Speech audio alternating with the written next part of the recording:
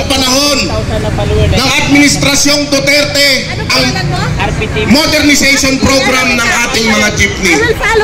Pero never kaming pinisa. Hanggang ngayon, bumibiyahe pa kami!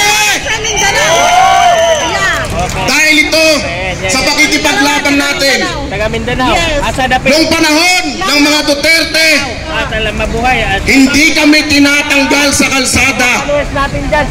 May hanap buhay kami. Araw-araw kaming nakakabiyahe. Ngayon, wala na kaming mga prangkisa, wala na kaming mga rehistro, wala na, hindi na makapaghanap buhay ang mga driver. Ganon din ang ginagawa ng administrasyon sa kanyang tinuturing na dapat ay kakampi, pero ngayon ginagawa niyang kalaban at pinepersonal. Bakit? Dahil sa mga ambisyon nila sa 2028. Tama po ba? Dapat talaga tayong magkaisa. Greedy ang bangag! Greedy ang bangag! Ngayon, nakailang strike na kami sa kalsada.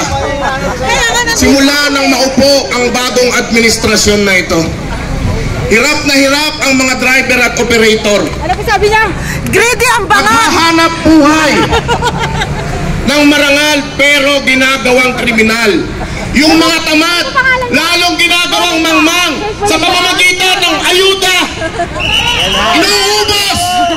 Inuubos ang pondo ng taong bayan. Wala tayong nakita kahit na isang tulay na ipinagawa man.